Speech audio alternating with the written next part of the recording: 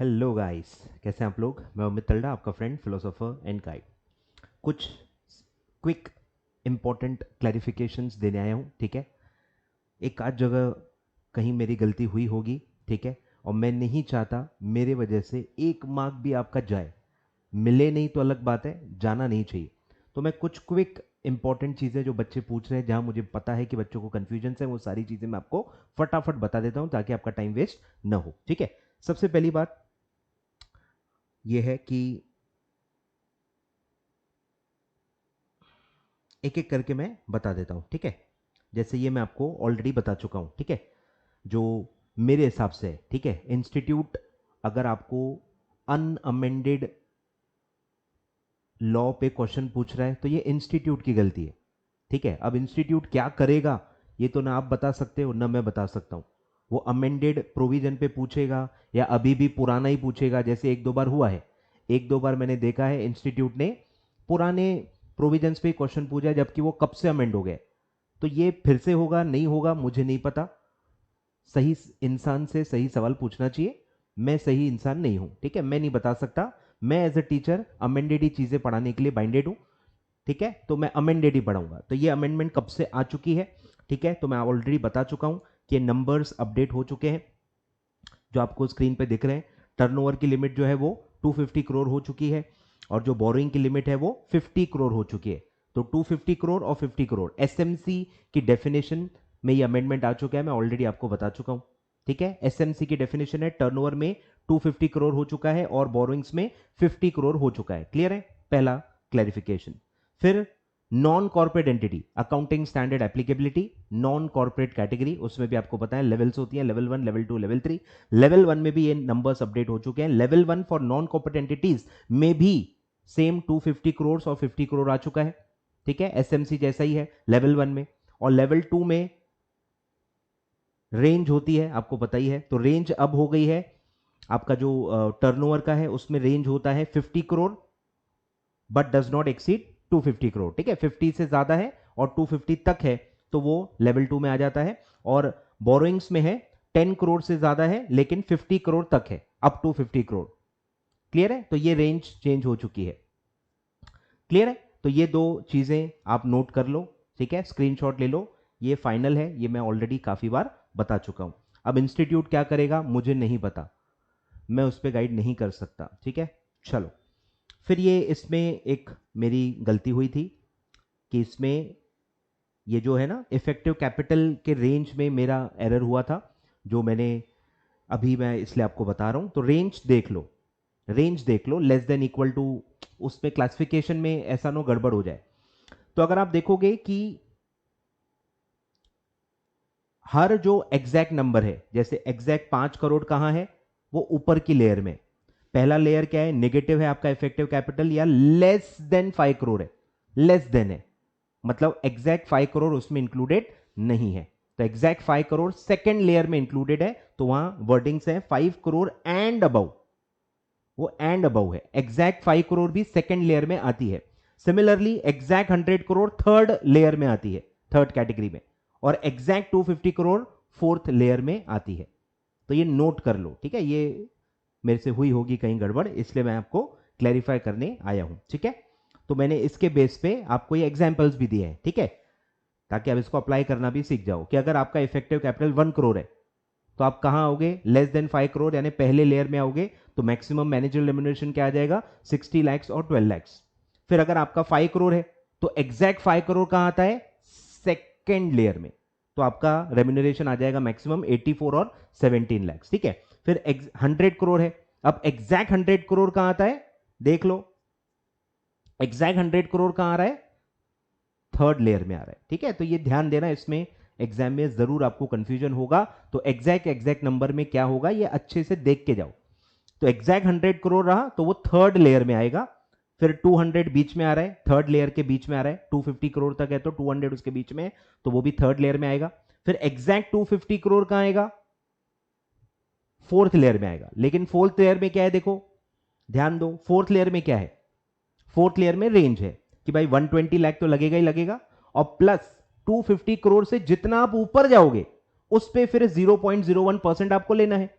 अब अगर आपका एग्जैक्ट 250 है तो एक्सेस तो जीरो आएगा ना, मतलब 250 के ऊपर कितना कैपिटल है, जीरो।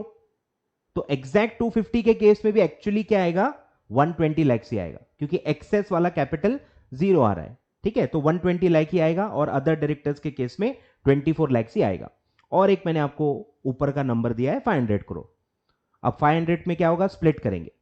पहले 250 के लिए 120 लाख हो जाएगा, और एक्सेस कितना है वो निकालना पड़ेगा। एक्सेस कैसे निकालेंगे, 500 करोड़ जो एक्चुअल आपका इफेक्टिव कैपिटल है माइनस 250, तो एक्सेस कितना है, वो भी 250 है। 250 तो करोड़ में है, 250 करोड़ में है, और रेम्यूनरेशन लैक्स में है। तो पहले करोड़ को लैक्स में कन्वर्ट करो, तो इनटू 100 करेंगे, 250 करोड़ इनटू 100, क्लियर है, तो वो जो भी आएगा इनटू 0.01%। ठीक है, तो ऐसा आपका कैलकुलेशन होगा, नीचे आपको दिख रहा होगा 500 करोड़ माइनस 250 करोड़, ये हो गया एक्सेस, इनटू 100 किया ताकि करोड़ को लैक्स में कन्वर्ट किया जाए, और इनटू 0.01%, तो वो जो भी अमाउंट आएगा, तो वो इस केस में 2.5 लैक्स आ रहा है।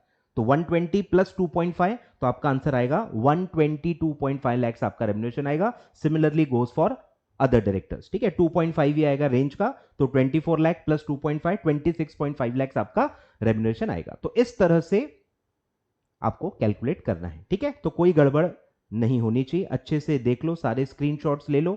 ये सारे मैं अब इंस्टाग्राम पे शेयर कर चुका हूं, टेलीग्राम पे भी शेयर कर चुका हूं, व्हाट्सएप पे भी मेरे जो लेक्चर बायर्स हैं उनके लिए मैं स्टेटस लगा चुका हूं। क्लियर है, चलो, तो ये दो चीजें थी। फिर आगे बढ़ते हैं। फिर ये वैल्यूएशन का काफी प्रॉब्लम है, तो एक बार मैं बता देता हूं। मैंने मिनी मैराथन में सब प्रॉपरली पढ़ाया हुआ है, मिनी मैराथन्स में पढ़ाते वक्त कोई भी गलती नहीं है। तो अगर आप मिनी मैराथन देख के पढ़ रहे हो तो आपको कोई टेंशन लेने की जरूरत नहीं है। तो एक होता है इंट्रिंसिक वैल्यू और मार्केट वैल्यू में कंपैरिजन होती है, वैल्यूएशन वाले चैप्टर में आता है। तो अगर आपका पहला सिचुएशन है market value is less than intrinsic value. Market value क्या है, current market price. Market value क्या है, करंट मार्केट प्राइस। और इंट्रिंसिक वैल्यू क्या है, कि हमारे हिसाब से कितनी होनी चाहिए, उसकी करेक्ट वैल्यू क्या है मेरे हिसाब से, वो होता है इंट्रिंसिक वैल्यू। तो अगर आपकी करंट मार्केट प्राइस कम है देन द इंट्रिंसिक वैल्यू, मतलब करंटली मार्केट में जो प्राइस है वो कम चल रही है, मतलब वो सस्ता है, और मेरे हिसाब से जो उसकी वैल्यू है वो ज्यादा है, तो मुझे बाय करना चाहिए क्योंकि अंडर वैल्यूड है। अगर मेरे हिसाब से कोई स्टॉक की प्राइस 100 होनी चाहिए, 100 होनी चाहिए, इंट्रिंसिक वैल्यू 100 है, लेकिन उसकी करंट मार्केट प्राइस 80 चल रही है, तो सस्ता है ना, खरीदना चाहिए, 20 रुपए का फायदा होगा, 80 रुपए का मिल रहा है, मेरे हिसाब से इवेंचुअली वो 100 रुपीज का हो जाएगा जो उसका करेक्ट वैल्यू है, तो 20 रुपए में कमा सकता हूं, मतलब वो अंडर वैल्यूड है। क्लियर है क्या? तो मार्केट प्राइस अगर एक्चुअल वाली, अभी वाली current market price is less, इसमें सवाल क्या पूछना है, सवाल क्या पूछना है कि करंट मार्केट प्राइस क्या है, कम है कि ज्यादा है। अब देखो ये रिलेशनशिप कैसा भी दिया जा सकता है, इसी को मैं आपको ऐसा भी दे सकता हूं कि intrinsic value is more than market price. ये दोनों सेम ही है, अगर आप देखोगे दोनों सेम है। तो वो कैसे भी दिया जा सकता है, एग्जाम में मुझे थोड़ी पता है कैसे दिया रहेगा। आपको सवाल क्या पूछना है, एक्चुअल मार्केट प्राइस जो है वो कम है या ज्यादा है, बस। क्या पूछना है, एक्चुअल मार्केट प्राइस कम है कि ज्यादा है। एक्चुअल मार्केट प्राइस कम है मतलब वो सस्ता है, अंडर वैल्यूड है, और अगर एक्चुअल मार्केट प्राइस ज्यादा है मतलब वो ओवर वैल्यूड है। इससे मैं सिंप्लीफाई नहीं कर सकता, ये सवाल आप लिख लें कि एक्चुअल मार्केट प्राइस कम है कि एक्चुअल मार्केट प्राइस ज्यादा है। एक्चुअल मार्केट प्राइस कम है मतलब वो सस्ता है, अंडर प्राइस्ड है, बाय करना चाहिए। अगर एक्चुअल मार्केट प्राइस ज्यादा है तो मतलब वो ओवर वैल्यूड है, मतलब वो सेल करना चाहिए। क्लियर है, इससे सिंप्लीफाई में नहीं कर सकता। क्लियर है, यहां तक क्लियर है। फिर एक कंसेप्ट आता है एक्चुअल रिटर्न और एक्सपेक्टेड रिटर्न को कंपेयर किया जाता है एज पर सीएपीएम मॉडल। तो इसमें भी मैं आपको बता चुका हूं कि रिटर्न और वैल्यूएशन में इनवर्स रिलेशन होता है। रिटर्न और वैल्यूएशन में इनवर्स रिलेशन होता है। आपको दिया रहेगा रिटर्न पर पूछा होगा वैल्यूएशन, आपको दिया होगा रिटर्न पर पूछा होगा वैल्यूएशन, तो आपको ये कन्वर्जन करना है इनवर्स वाला। तो अगर दिया हुआ है कि एक्चुअल रिटर्न ज्यादा है then the expected return as per CAPM, तो क्या होगा, तो इसमें भी सवाल वही पूछना है कि एक्चुअल क्या है। तो पहला स्टेप होगा कि एक्चुअल रिटर्न को एक्चुअल वैल्यू, मार्केट वैल्यू में कन्वर्ट करो। कैसे, उल्टा करके। उल्टा कैसे करेंगे, एक्चुअल रिटर्न ज्यादा है, लिखा है ना देखो, एक्चुअल रिटर्न ज्यादा है। एक्चुअल रिटर्न क्यों ज्यादा है, क्योंकि उसकी एक्चुअल जो वैल्यू है वो कम होगी। उल्टा, समझ रहे हो क्या? तो actual return is greater, that means actual market price is less. Less है मतलब क्या हो जाएगा? Under valued. बस, ठीक है, पहला स्टेप। रिटर्न को वैल्यूएशन में कंपेयर करो और आपको आंसर मिल जाएगा कि एक्चुअल मार्केट प्राइस कम है, मतलब वो सस्ता है, अंडर प्राइस है। सेम जैसे ऊपर हमने पढ़ा वही हो गया, बस रिटर्न को वैल्यू में कन्वर्ट करना है। क्लियर है क्या? तो अगर एक्चुअल रिटर्न ज्यादा है एक्सपेक्टेड रिटर्न से, ठीक है, एक्चुअल रिटर्न ज्यादा है मतलब एक्चुअल मार्केट प्राइस कम है। एक्चुअल मार्केट प्राइस कम है एक्सपेक्टेड मार्केट प्राइस से, मतलब वो अंडर वैल्यूड है। एंड सिमिलरली अगर एक्चुअल रिटर्न कम है एक्सपेक्टेड रिटर्न ज्यादा है, तो इसका कैसा सॉल्व करेंगे? एक्चुअल रिटर्न कम है, एक्चुअल रिटर्न कम है मतलब उल्टा, एक्चुअल मार्केट प्राइस उसकी ज्यादा होगी, मतलब वो ओवर वैल्यूड है। और एक और बात मैं बता दूं आपको कि ये जो हम अंडर या ओवर वैल्यूएशन कर रहे हैं ये किसके लिए है? काफी बच्चों को यही नहीं पता और ये भूल जाते हैं, मैं भी भूल जाता हूं, इसलिए बता रहा हूं, मेरे से भी इसीलिए गलती हो रही है। इतना भी आसान नहीं है ये, ठीक है, कंसेप्ट बहुत क्लियर चाहिए इसके लिए, और हर बार वो सही सीक्वेंस में आपको सोचना पड़ता है। तो इसमें आप ध्यान दो कि आपको पूछा है कि भाई वो अंडर वैल्यूड है कि ओवर वैल्यूड है, ये किसके लिए है? अभी की प्राइसिंग के लिए है या एक्सपेक्ट, ठीक है, तो ऐसा है। तो एक्चुअल रिटर्न अगर कम है इसका मतलब एक्चुअल मार्केट प्राइस ज़्यादा होगी, और एक्चुअल मार्केट प्राइस ज़्यादा है मतलब actual market price over valued है। तो ये जो भी आप अंडर प्राइसिंग या ओवर प्राइसिंग देख रहे हो, ये करंट मार्केट प्राइस के एंगल से सोचना है कि करंट प्राइस अंडर वैल्यूड है या करंट प्राइस ओवर वैल्यूड है। तो करंट के हिसाब से सोचना है, एक्चुअल के हिसाब से आपको ये सोचना है। क्लियर है? तो आपकी गलती नहीं होगी। तो ये बातें मुझे बतानी थी। और एक क्वेश्चन पूछा था एक बच्चे ने जो मुझे सही लगा कि ये वाला है, बोनस इशू का एक बार क्वेश्चन आया था कि अगर बोनस इशू है 2:3 तो इसका मतलब क्या है? बढ़िया क्वेश्चन था, ठीक है। तो इसमें जो पहला नंबर होता है वो होता है बोनस शेयर। भाई हम कितने बोनस शेयर्स दे रहे हैं और एग्जिस्टिंग कितने के लिए दे रहे हैं वो सेकंड नंबर होता है।